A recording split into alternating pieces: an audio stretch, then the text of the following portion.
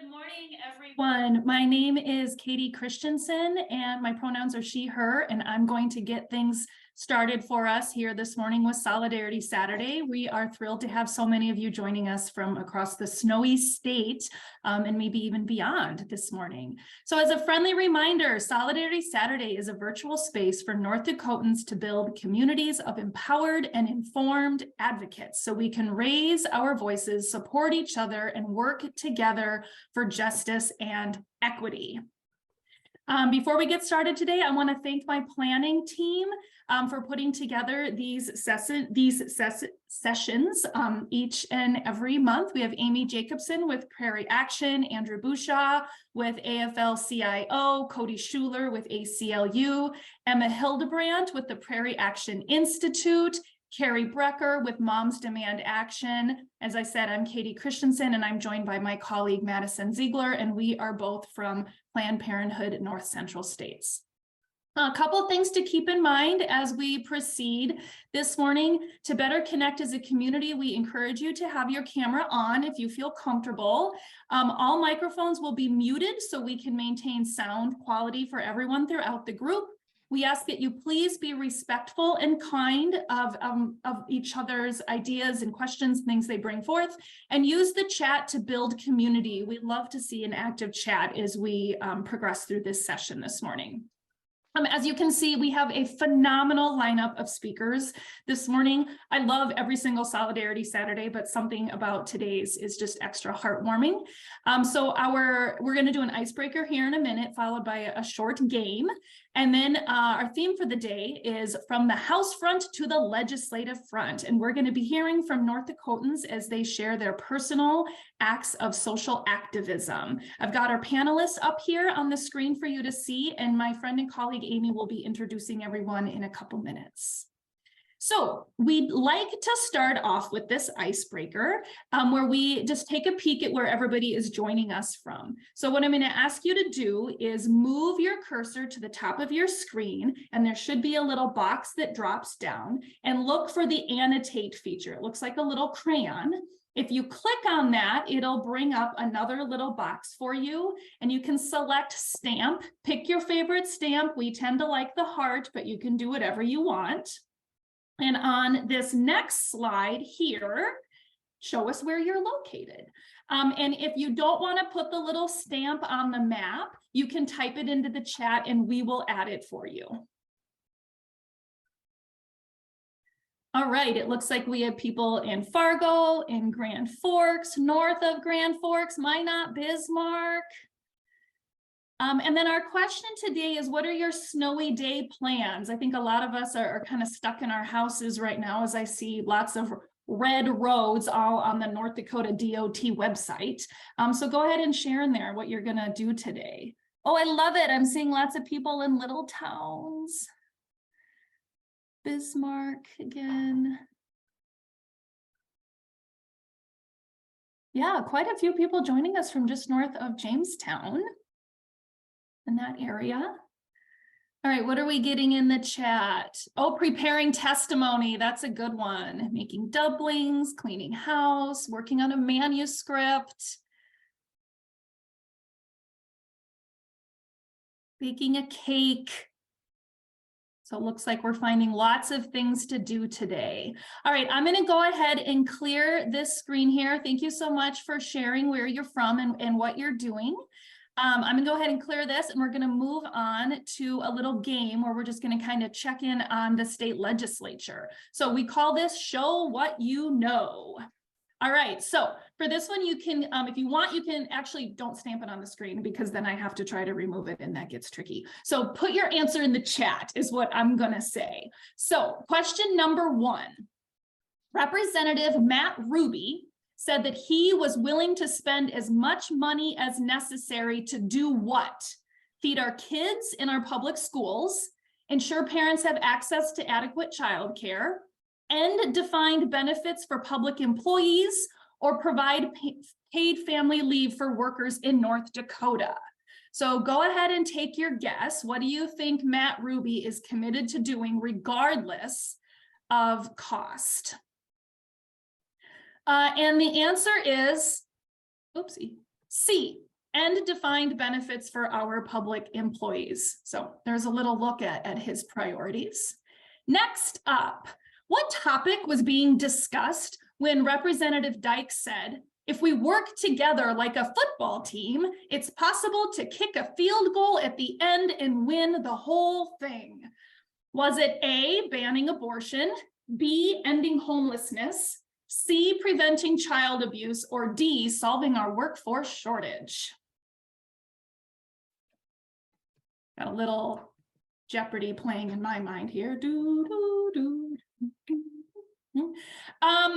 And the answer is banning abortion. So that's what Representative Dyke said during his House floor speech on an abortion bill.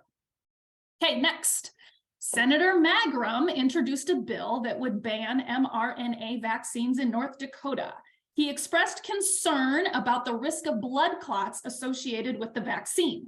According to a 2022 report from Yale Medicine, how many incidents have occurred? How many incidents of blood clots have occurred in the vaccine, related to the vaccine?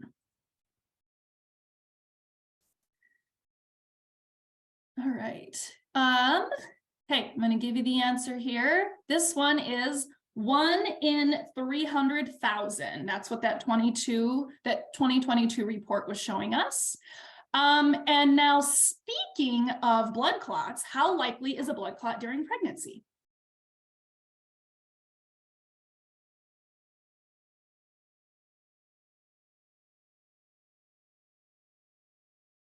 And the answer is B. So it seems like if he's really concerned about preventing blood clots, maybe we could put some effort into also preventing pregnancies. Might help a little bit there. Health. All right, and this is my last one for you here today. Here we go. Okay, when discussing House Bill 1205 and Senate Bill 2360, these are our book banning bills, we frequently hear lawmakers say that they want to protect kids from harmful content related to human sexuality. What is the leading cause of injury and death to children?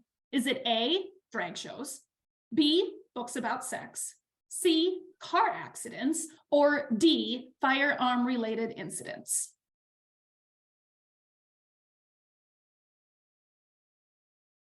And the correct answer here is firearm-related incidents. So we definitely know that drag shows and books are not causing injury or harm to our kids. Car accidents used to be #1, but in recent years, it's actually moved up to firearm-related incidents. And speaking of censorship, I am wearing these really lovely vulva earrings this morning, and I figured I should wear these before they get banned. So I just thought this would be a safe place to display those. So at this point in time, I'm going to turn things over to my friend and colleague, Amy Jacobson, and she is going to lead us through the rest of today's Solidarity Saturday. Thanks so much, everyone. Thank you, Katie, and thank you for everybody for joining us today on this, snowy blizzard day across North Dakota. I'm noticing in our participants we are up to 93 people, which is our largest Solidarity Saturday to date. So thank you all for being here today, and thank you for having your cameras on so we can see you and feel this sense of community across the state. I know that is a really hard time for a lot of us in North Dakota, and as cold as it is outside here, the Capitol is just as frigid, and next week is going to be a very heavy week for so many people. So today's a really important time for us to come together and hear from people their personal experiences and life experiences here in North Dakota and what propelled them to become advocates and activists and fight back and show us this, how we can work, how the power of one really works in a state like North Dakota. And I'm so excited to start by introducing our panel, our featured speaker this morning. I keep saying evening all day. I'm sorry. Maybe it's because I haven't left my house for a while. But I wanted to take this time to also thank Katie for bringing those questions in. I think it's really fun for us to think about, to have a little bit of levity when we're thinking about the things going through the legislature. So thank you for that. At this time, I am going to introduce our featured speaker this morning, Taylor Brorby. Taylor grew up in Center and in Bismarck, North Dakota, and is now an author. I think he resides in Salt Lake City. He's an author of the book Boys and Oil, Growing Up Gay in a Fractured Land, and authored other things such as Crude. It's a compilation of poems, Coming Alive, Action, and Civil Disobedience, and co-authored Fractured, Essays, Poems, and Stories of Fracking in America.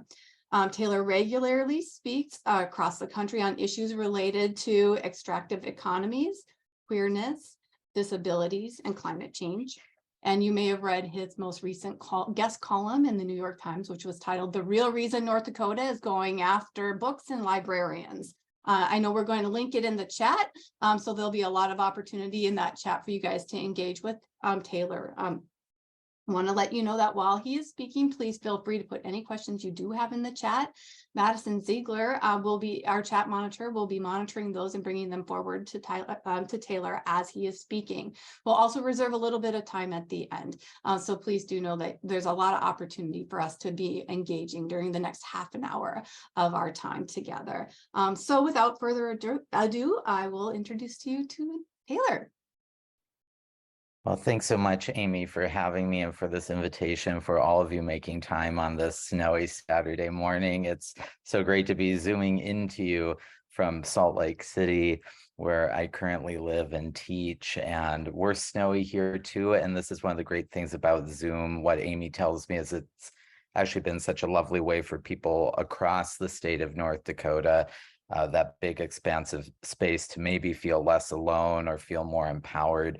And so I thought I would just bring to you today parts of my own personal narrative about growing up in that complicated state, which it seems is getting more and more complicated by the minute.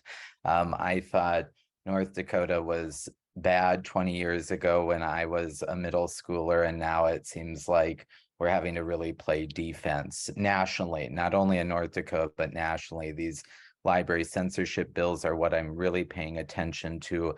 But you all know that North Dakota currently has something like 16 or 17, what I would just call anti-queer, anti-LGBTQ bills moving forward or being considered, everything from pronouns in the workplace to what children can get, safe healthcare, access to things like this.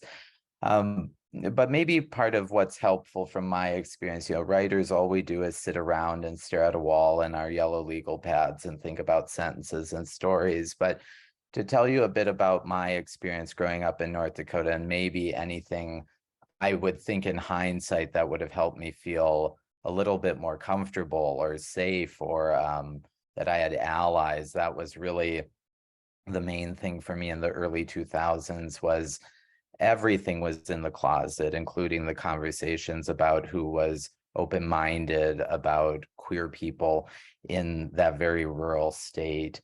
North Dakota, as the Trevor Project ranks it, is very high on the list of one of the most homophobic places to live in the country. And so I think if you're a good ally, speaking out makes sense, or wearing t-shirts that signal to people that you're a safe person. But growing up in Center, I thought I was different from everyone. I didn't know that there were gay people.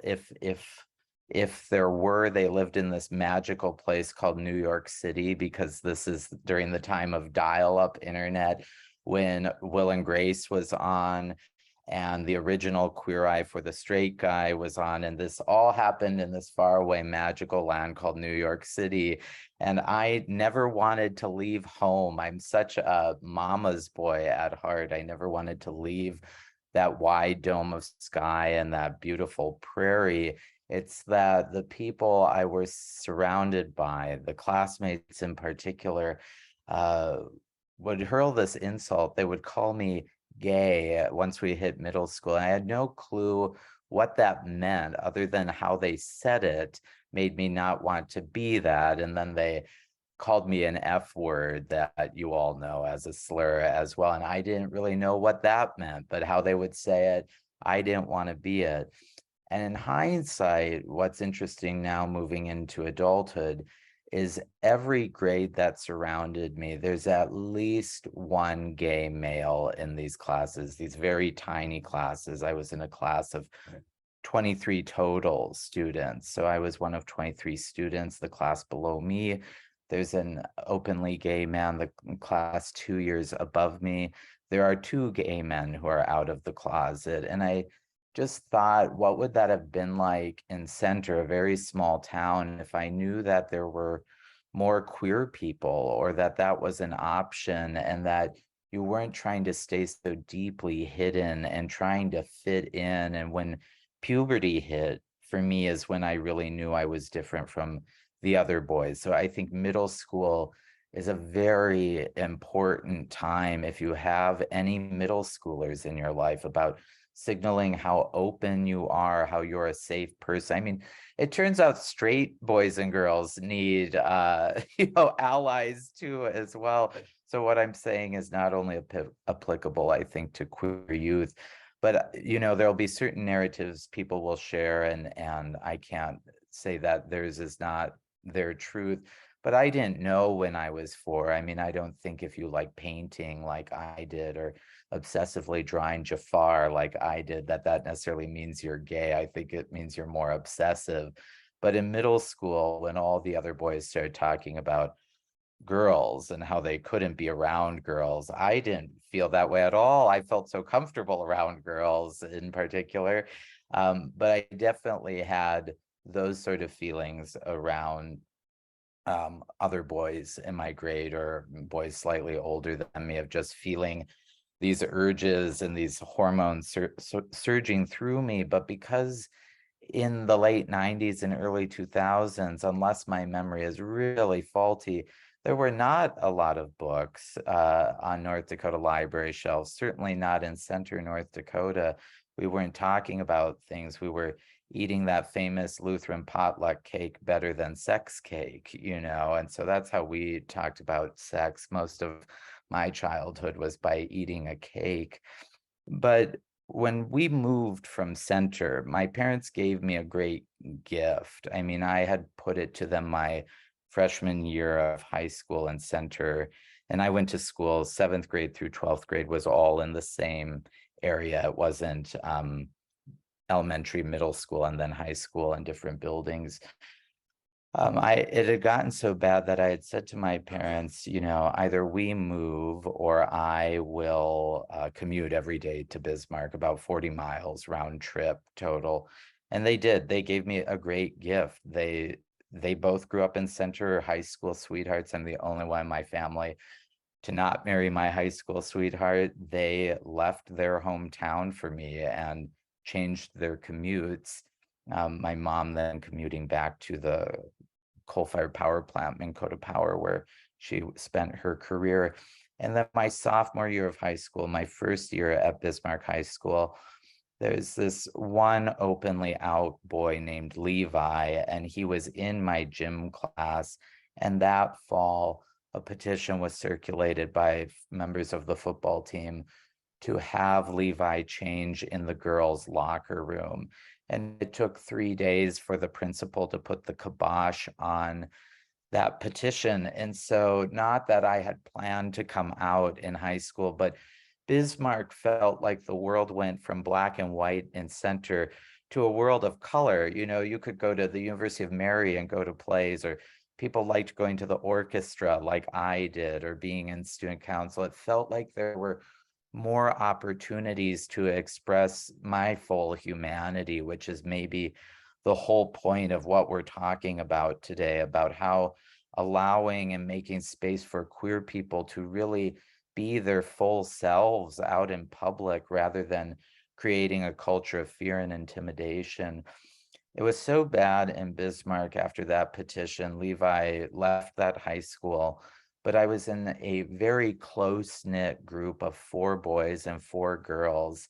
And one of my other dear friends, Drew, in that group, he's an openly out and gay man, and we never told each other. We never even suspected. We dated the poor girls that we dated in high school. All I wanted to do was paint my girlfriend's nails and stuff. And then when I would inevitably break up with them, they would tear up and say, "Oh, you're the nicest boyfriend I've ever had." And I thought, that's because I didn't want to do what the other boys wanted to do with you, So it was interesting to be in such a tight friend group, a focused friend group, and for us to be so deeply closeted, even against each other. Like, there's no point where Drew and I even asked or surmised or said, do you ever, I just thought Drew was loud and rambunctious and had like 8 different ways of laughing that were infectious. And he's still a great man and lives in North Dakota as well. But college was when I really started to feel comfortable. There were these other things, these other people, there were just other people who were out and gay. I went to what I thought a very gay college, St. Olaf College, where everyone sang in the choir. So even the straight boys were very much into Britney Spears and everything that I liked. And I think what I've learned throughout my life experience is that there are allies almost everywhere you live. It's just that in certain parts of the world or certain small regions, it's hard to even be out as an ally. I mean, I would bet you my savings account right now that there is no rainbow flag flying in Center North Dakota. It's not that there aren't allies in Center North Dakota. I think even allies can be intimidated where they live because of things like who might be on the town council or who your mayor might be. And in small places, there can be big repercussions for speaking out. But I think it is becoming increasingly important to speak out. Not that it hasn't been historically, but I really do view this as such an opportunity for us to stake a claim when our libraries are under attack. When I got outed when I was 22 before leaving to go to seminary on the East Coast, and then subsequently dropping out, I was living in my parents' basement. It was a very horrific fall of 2010. I basically saw them in passing. I would come up very late to have my supper, and they would be in their room and I would go back down in the basement.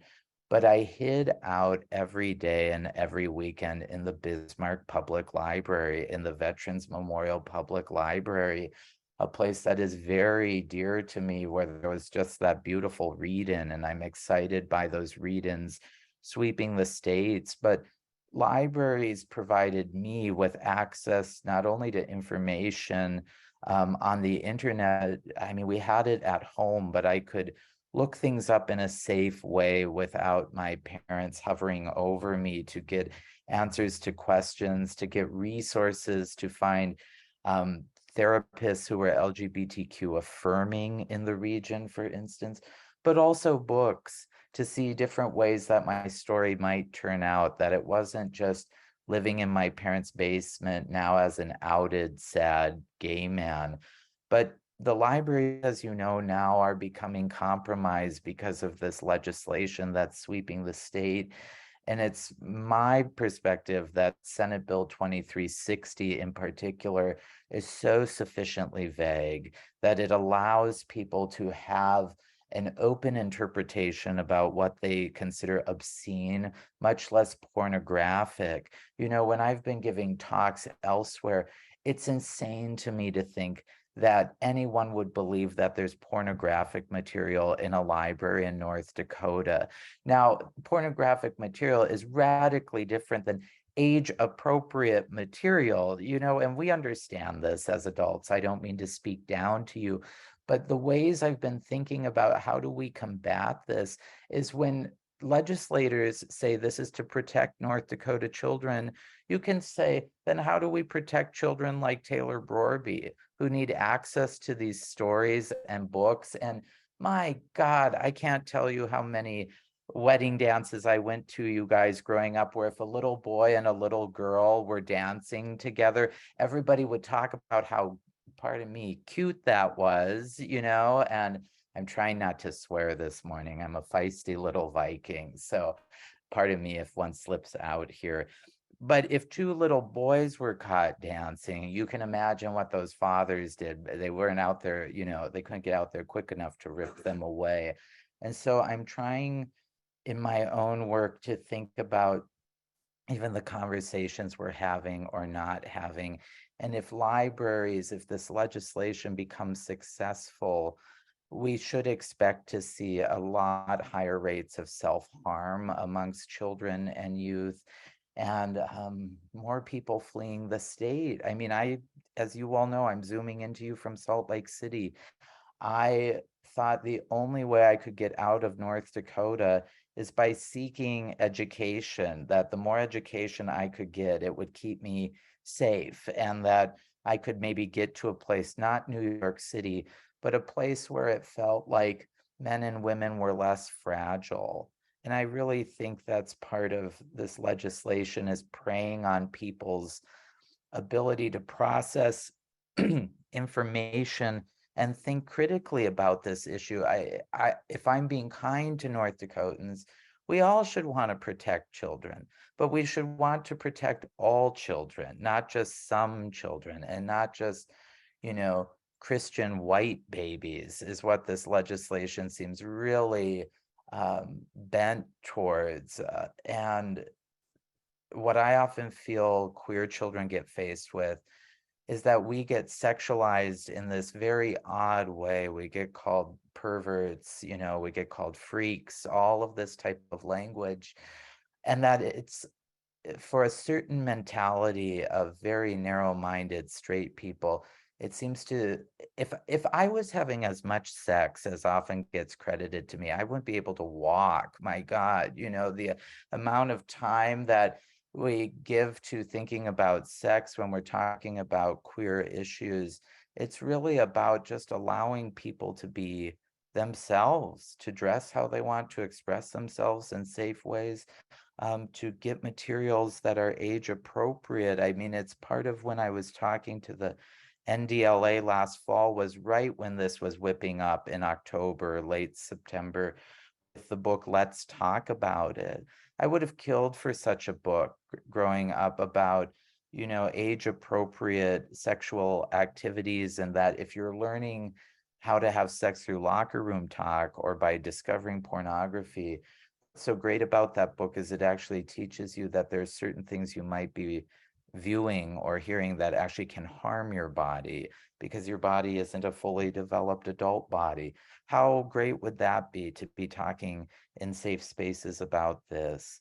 But I think if the libraries start to become censored, and it's not only my self-interest with my own book, alongside Melanie Hoffert's book, Prairie Silence, which I would recommend to you all too, the idea that there's so few North Dakota writers on a national level, but we all have, two out homosexual writers. It's like we're winning per capita. It's why these books must be so threatening to the legislature.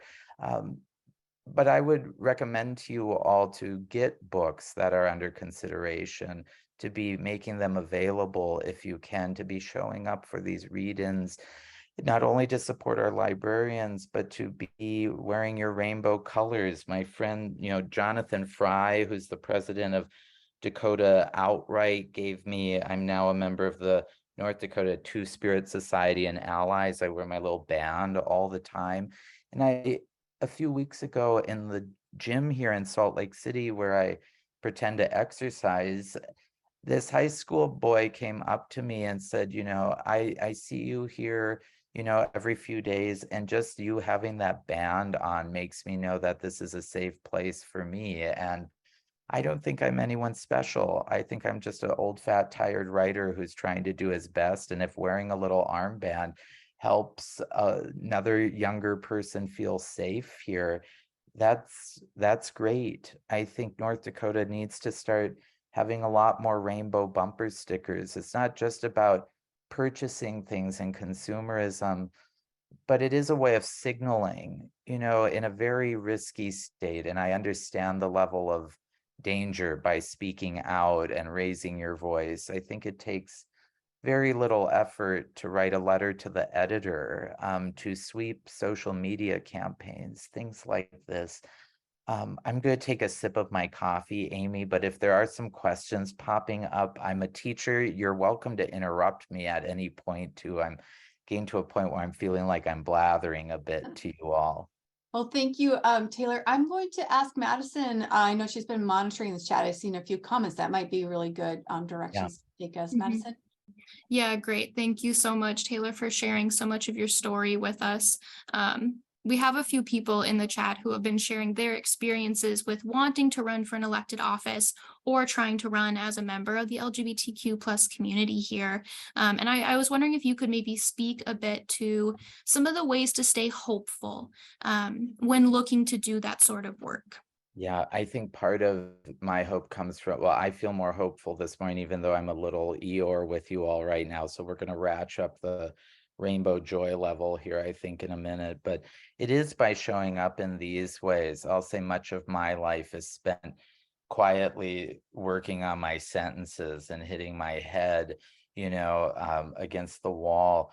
Part of it, though, for me, of remaining hopeful is still getting into groups where you feel safe, and maybe it's by having movie nights, maybe it's by having book clubs, and you can do those things over Zoom. That's part of the great thing about this, is I think it's going to be really important right now for us to be not only building community but strengthening our community bonds here. I think in progressive circles it can feel, a librarian I was on the radio with the other night here in Salt Lake, talking about censorship initiatives here, had said in circles, maybe such as ours that we're in right now, it's easier to critique and push and not necessarily cancel people, but maybe because we feel safe. And so much of the rest of our existence is we're trying to just survive however we are, rather than focusing that energy on people who are seeking to do others harm.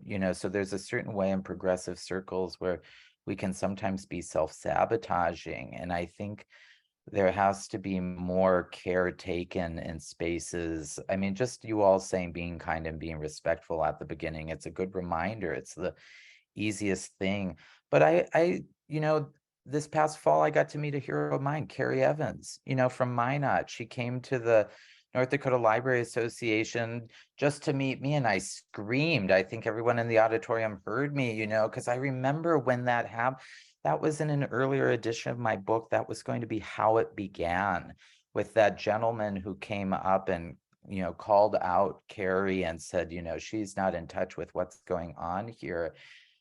I think there are opportunities in the rough waters ahead. When you look at the language of this legislation, one of the things that just sends me through the roof about 2360 is when it says, taken as a whole. Let me get the language so I can read it to you all quickly. This is, obscene material where it's taken as a whole. The average person applying contemporary North Dakota standards would find predominantly appeals to prurient interests. Well, like contemporary North Dakota standards, I mean, to be blunt with you all, that state is so far right these days that that's scary to think about. And so I think there's an opportunity to be stepping into the public sphere, to be saying, my contemporary North Dakota standard looks like A, B, and C, that these things must be taken on directly. They must be smashed with a hammer. And this is a little militant. I just believe some of these legislators need to be shamed back into their quiet holes. I mean, I think people have been emboldened and empowered to speak openly against trans youth. I think to that comment or question, Madison, about what's hopeful is that we now have an opportunity to speak openly and honestly to protect our most attacked demographic, trans youth. They experienced the highest rate of suicidal ideation. The Trevor Project last year reported 69% of trans youth had suicidal ideation. That's more than 1 in 2. And so I view these moments as incredible opportunities. It might sound simple, it might sound obvious what I'm saying, but to protect the lives of children, seems like good work, and that should be joy-filled work, and I think about most librarians in North Dakota talked to me last fall about how they're the person queer youth come out to. And our North Dakota librarians are so great, and they're very humble, and they'll say, I just don't know why that is, Taylor. And I go, I do, because your whole job is to help get people information and knowledge. And so I think part of the joy to that comment is to think, what in your own small way allows you, or in what ways can you bring information and safety to people who are really not feeling it right now? Taylor, I wanted to thank you so much for spending this morning with us and sharing these experiences. I know they resonate across for so many people. And I wanted to really point out, you're talking about, people coming together, doing letters, sharing your voices, being allies, showing that we're not the minority. In North Dakota, people support the LGBTQ community. And I hope everybody on this call was able to see the Fargo form today. I don't know if it got delivered because of the snow, but also online, there is a full page, entire page in the Fargo form that is a letter in support of the LGBTQ community in opposition to these bills, signed by over 200 healthcare providers in our state. And so we are stronger together, and there are a lot of people here doing, trying to fight back. And so I really do thank you for spending time with us this morning. I wanted to also share, I don't know if I mentioned, but Taylor will be in Fargo later this month at a book signing at Zambros. We'll put the information in the chat. I hope many of you can come. Also pick up this book and take it a read. And I'm going to now transition us over to our panel conversation. So thank you again, Taylor. Thank you for having me. Yes. Okay, so at this point in time, we're going to talk with a panel of local North Dakotans who are going to, like Taylor, share with us what their lived experiences are like in North Dakota and what sparked them to social or political activism. And so we wanted to do this as a powerful way to show that people can you can elevate your voice and you can make a difference in North Dakota in many different ways, from providing testimony to doing letters to the editor to planning events like read-ins to excuse me, I have a little frog in my throat, rallies, marches, all those different things. And so today I'm going to introduce you to 5 different people, and we're going to walk through just a couple questions with them. We have with us today Bree and Zeke Langmo. They are a parent and a youth that are here in Fargo, and Zeke is a high school student at Cheyenne High School in West Fargo. They are sparked to activism and action by the anti-trans legislation that's been making its way through the North Dakota legislature. We also have Beth Schatz-Kaler. Beth is a library patron, and she's been busy planning some events fighting back against the censorship bills, including a read-in at the Bismarck Library. We will also hear from Precious Dewa. Precious is a new American woman who has been very active in her communities here in North Dakota, working to help families in Fargo in particular find childcare. And she was sparked to her activism because of the childcare crisis that we're really facing in North Dakota. And finally, we have Leanna Haven. Leanna is a 4th-year UND medical student, and she will be very soon heading into obstetrics and gynecology. She was sparked to activism here in North Dakota because of the attack on reproductive rights. And so I want to thank everybody for joining us this morning. I'm going to remove that up in here.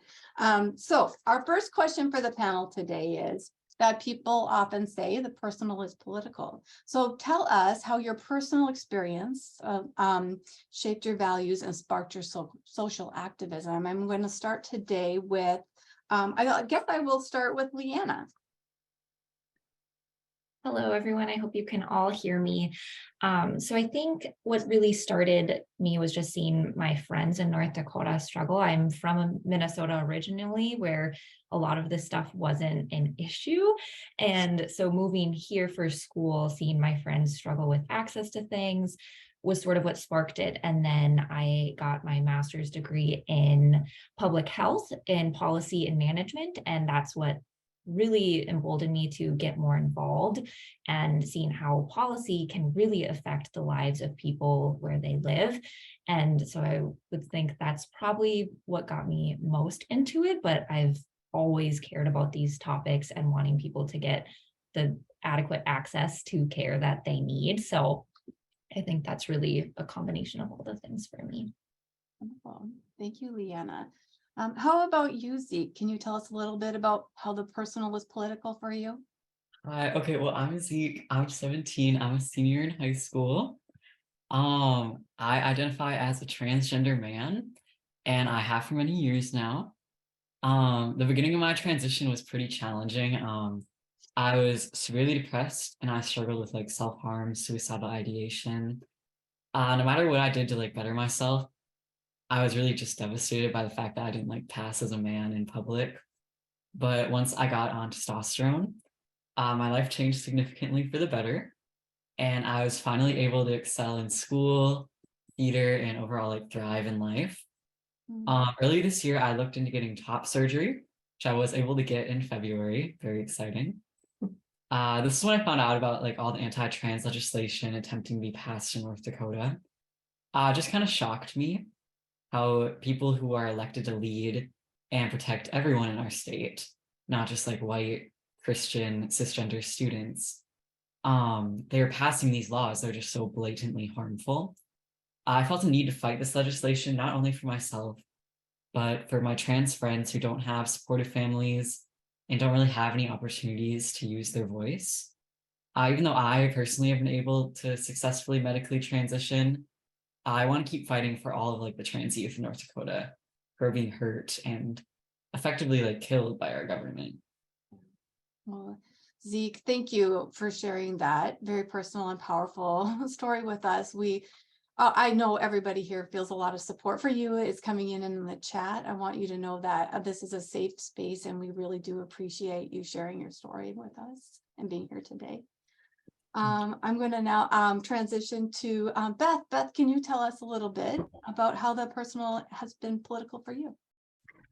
Yes. Hi, everybody. So when I was organizing the read-in, I was thinking about my friend Shireen in Utah, who ran for an election, and she had a very energetic campaign. And I asked her, what motivates you? And wanting some inspiration and stuff. She's like, you know what? It's just rage. It's just being angry. And I thought, isn't that interesting? And sometimes things come up that just really make you upset. My skill set is marketing and communications. And so I thought, what can I do? And so the one thing I can do is try to draw media attention to an issue that is really causing a lot of anger and disappointment and a range of emotions for so many people. So that's what motivated it.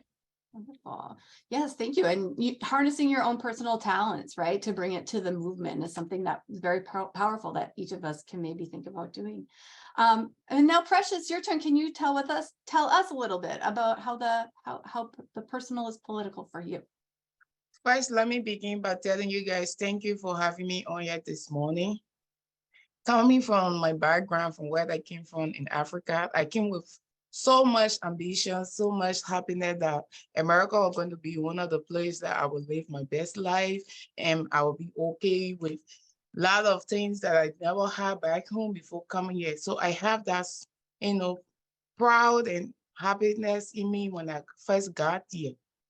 But then when I got here, I noticed that my accents become a problem, and I noticed that my way of life, the way that I talk, become a problem, and I have to fix in the society.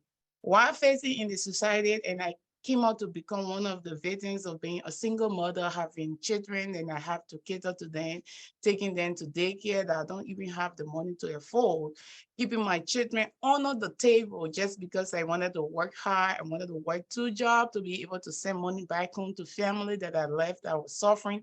And I still wanted to do better so that my family back home can be proud of me, so I can be into trouble, I can get into bad friends and other things. Those were so many things that were on my mind and I wanted to do. But what I didn't wanted my children to do, that it was that I didn't want my children that were born in this US to sound like me, to behave like me. And, I feel that they were born here, they have the equal right as compared to other American children.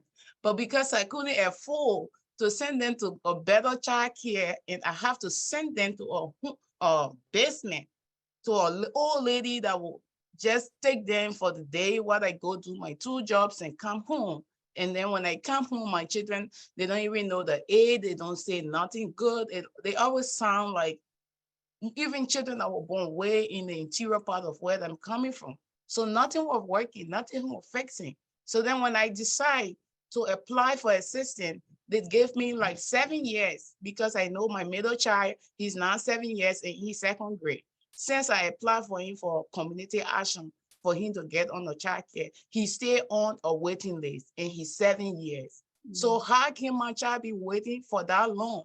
And you want me to go to work? If I don't go to work, I can sit home. I came from back home with my degree. I might not sound like the American, but I came with my degree. I was 30 some more years enough before coming to the US. So you don't expect me to change my accent of my way of life. But my children who are born here, I can teach them the ABC myself at home. But if I continue to do it, then I become liability on the same government. Government have to feed me to stay home and mind my kids. I have to go on food stamp. I have to do all those things just because I have to be home with my kids. So when I look at it, it was nothing like working. So politicians are making it to look like a complete bureaucracy. And I look at bureaucracy to be a sign of being mean to the other party, because you don't want them to get the asset that you also are getting. So, sometimes we have to put ourselves out there so people can know that this is what we're going through. I came here to live a better life. I came here to improve my life and improve the life of the children that we have here. But I don't want them to be going to school and become a problem. And secondly, it even became worse when I started looking for a job and working in the school district. Being one of the para at school, I see that teachers are even, like being a support staff for both teachers and students. I feel that the tensions and pressures at school are way more higher than even the one we face at home. Teachers are focusing on behavioral case, and other children need to learn. And the other children that need to learn, some of them don't even know how to write their name, because while their families are working 2-3 jobs, and they don't have that child care and assistant on time to prepare them before going to school. So we in the school working with those kids that behind with their lesson, and also trying to make those behavior children to calm down in their classroom. So it really, really pushing me to a point that if I can do anything to let my community get access of affordable childcare, I can stand for that and do it. Thank you for sharing that, Precious. I can hear your passion, and I know that you're using your experience with your own experience and your own children to help so many other families. So thank you for sharing that with us. The second question that I do have for the panelists today is really, we're talking about how people around the state have been elevating their voices in opposition to, or in support, in Precious's case, of potential legislation. Can you tell me a little bit about what your call to action was, like what you did, who was engaged, and what was your goal? Share a little bit more about like your activism. I'm going to actually start with Bree for this one. Good morning, everyone, and thanks for having Zeke and me here. For those of you who are familiar with Brandy Carlisle, one of my favorite artists, her song Mama Werewolf is what I really relate to with all of this.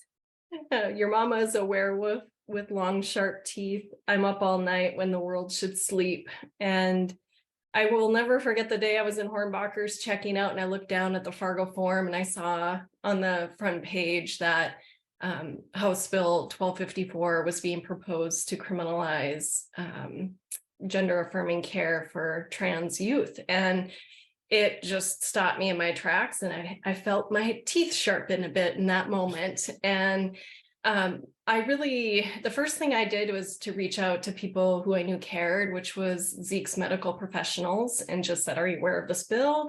And what can I do to help? That kind of started it. So we were invited to meeting with Democrat and Republican legislators to share our story. We had some Zoom calls with legislators. We drove to Bismarck and testified in person. I spend every Sunday morning writing testimony, submitting it, emailing, sending personal emails.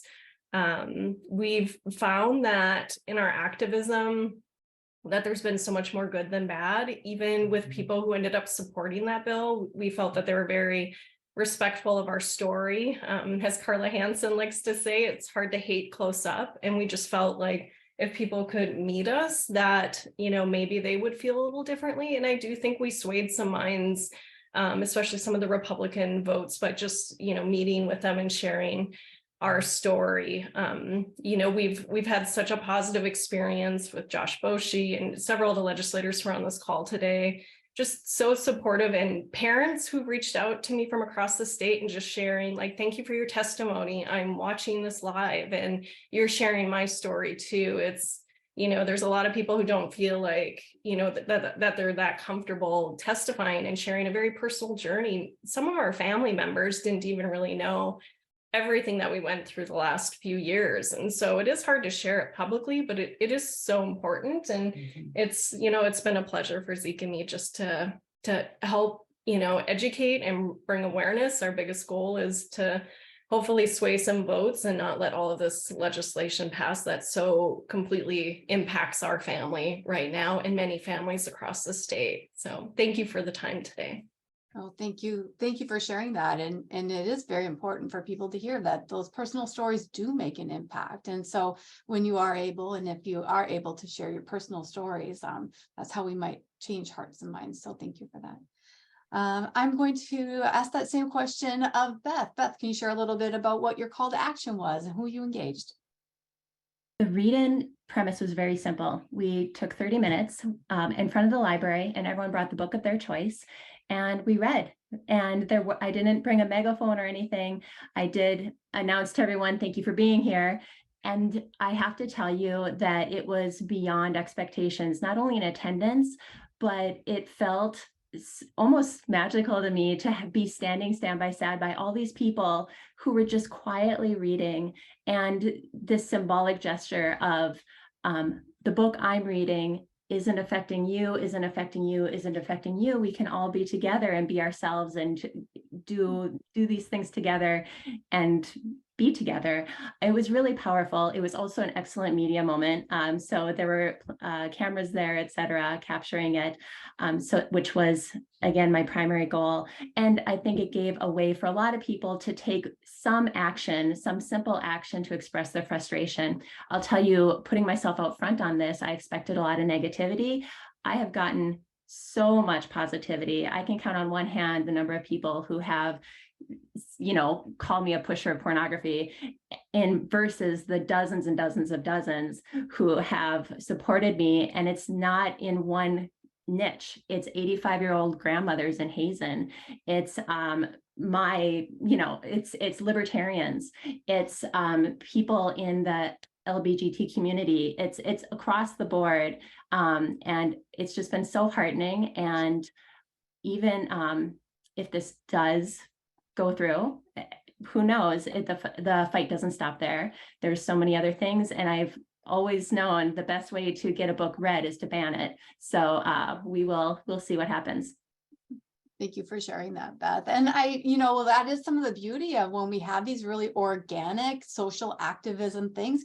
We pick up a lot of press, we get a lot of social media, and you're connecting with people who share your same values. So thank you for doing that. I'm going to ask the same question of Precious. Precious, can you tell me a little bit about what your call to action was, what you did? Oh, recently I was able to work and join the North Dakota United to go to Bismarck for the North Dakota United Lobby Day. And I was lucky to meet with some of the lawmakers, the representatives, and push my agenda forward and ask some of them to vote for the bill to pass so that we can be able to establish our own childcare, get multiple childcare centers in Fargo, North Dakota, so that we can get the work doing, because we are waiting to help. We want to be part of the solution, in this community.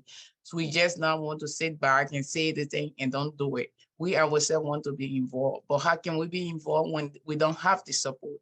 So I was able to join that group, and I think I met Death that day. And I was able to even go on the pulpit to speak out like I did today. So that's one of the things. And from there, I've been working with my local community leaders, like meeting with the city mayors and people in the city hall, talking to them and see how best they themselves too can help on a local level, to get this community to where we all want it to be. Because our children are really, really leaving behind. And I think education is supposed to be free for all, because when we learn, we do better and we live better. Nobody have to tell me right now where I am with the knowledge that I have. Nobody can tell me pressure do this and without me thinking on the other side. So it still boils down to the children. If we don't teach the children right, if we don't have that facility from the beginning, things that the lawmaker want to put stop to, they will still have to see it in the future, because the children are going to be self-read. They're going to do a lot of things. So give her the opportunity. So that's what my voice, all that, and I keep pushing it so that we can be able to have those childcare centers and do better.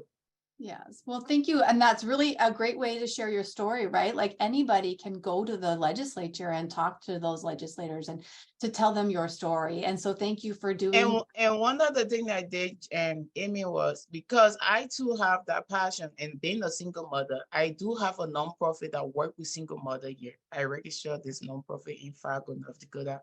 Baron Nursing over there is one of the mentors for me, and I can post something everywhere they go. He was the office that I'm sitting in today. I was able to get this office through his influence, and I work with a lot of single women in my community. A lot of single women. Most of them cannot get to work because of childcare. And if they get the job, the co-pay for childcare will just take them off the job. So those are things that the governments need to know, or people working in the government need to know. The causes of people not wanting to work. We want employers to be here, and we also want them to get employees. But if the employee is working for $400 weekly and have to pay $285 to somebody for childcare co-pay, how much is that person is going to work for? And most of us New American, we have 3 homes. I would say we have 3 homes. I came from a rural area in Africa to where I came from. And I came to the US. I'm the only person in my family in the US. The only person in my family who have gone to school and even get a college degree. So that burden is now on me to at least help 1 or 2 persons. So what I will do when I come to the US, for every New American, if you have that kind of support or you are the support system, you try by all means to bring another person in the city. So somebody have to leave my village to come to the city to go to school because I want to educate them. So now if I'm working here, my income go to that child that I'm sponsoring in the city. Then I also have to feed for my older people who are my mom, my grandmother, and my dad in the village. So I send money in the village. I send money to my siblings in the city to be able to meet up with their needs so that they can get into buy stuff. Then I have to pay my car note, my insurance, all those things in this America. We don't come here to be a liability. We come here because we want better ourselves. So if I get stuck in the house with 3 children, that I don't have no money to pay for babysitter, it brings me depression. It brings me a lot of things. It makes me think bad about the US. It even makes me want to give my visa back. Yeah. Precious, I thank you for sharing all that. And I can hear there's so much passion and so much more. I think that we'll need to bring you back to another Solidarity Saturday to have further discussions, because you're really hitting on a lot of really important things that I think people need to think about. So thank you for that. I do have to ask one panelist. We have one last panelist to hear from before we close out for the day. So I wanted to make sure that Leanna had a chance to talk a little bit about what you did as your political activism and elevating your voice. Yeah, so my work started immediately when there was the talk of the Dobbs verdict, and even when it hadn't been released yet. And it started with sharing the impact that removing abortion can have on the community, how it can hurt the education of people and the financial status of those who have the capacity to become pregnant. And then once Dobbs went through, helping share how people across the country could support North Dakota and helping people get access to abortion funds, the clinic that had to move across the river, and then sharing all the different changes that were being released related to the trigger ban and the heartbeat bill, and how that was all changing very rapidly and just spreading the word that way. From there, it went to trying to engage my fellow classmates. So those who are applying to OBGYN, having them submit testimony or work with me to write something that could be sent to legislators. I did get some support there, and a few students and myself wrote something and got signatures from many medical students. I believe we had about 112 signatures from medical students against the trigger ban that was sent to all the legislators and that they brought up when we were discussing the bill. And then finally going to Bismarck and speaking against the Senate Bill 2150 and how passing something like it as it stood would hurt North Dakota greatly in retaining physicians, getting new physicians, and just the population of North Dakota as a whole. Unfortunately, I don't think the changes that we wanted are going to be accepted. We could get one win there, but the work continues, and we're going to keep trying to make changes and get new bills passed so people across North Dakota can have access to abortion like they deserve. Thank you for sharing that. And it is important for students and people who are going into professional fields to be talking about what this means for their future in our state. And really a lot of the things we've talked about today are sending people out of state, right? We've created a very hostile environment. And so I wanted to take, we're at 11:01, we wrap up right at 11. So I wanted to take this time to thank all of our panelists and our guest speaker for being here today. You all shared really compelling stories that I know people connect with across our state and on this Zoom. We hit our 100-person limit today. So we will be sending out our wrap-up email afterwards that'll have all of the links, because I know you all are very well aware that this week is a huge week at the legislature. All the issues and more that we talked about today are pretty much in hearing. And so we'll make sure that you get all the action links so that you can contact your legislators. Feel free to circle back with us if you felt motivated to do your own personal activism after this Zoom and you want some assistance. Solidarity Saturday crew has the expertise and some background to help you if you need that. So again, please enjoy the rest of your snowy day, and thank you for spending it, your morning with us. Thank you to all of our speakers. And lastly, let me just say this. So those of you who feel that you have stigma in your communities and people are calling you names because you want to be yourself, I just want to tell you, I myself go through, I might be a straight woman, but I also go through an ethical stigma for being a single mother, not being married. So we all have one way or the other, we have that. My culture don't accept a woman having a children out of wedlock and being divorced, you know. They don't like those things. So we all have burden that we carry. So just feel that God loves you and you are important, and just keep being you. That's the perfect way to close out the day. Thank you.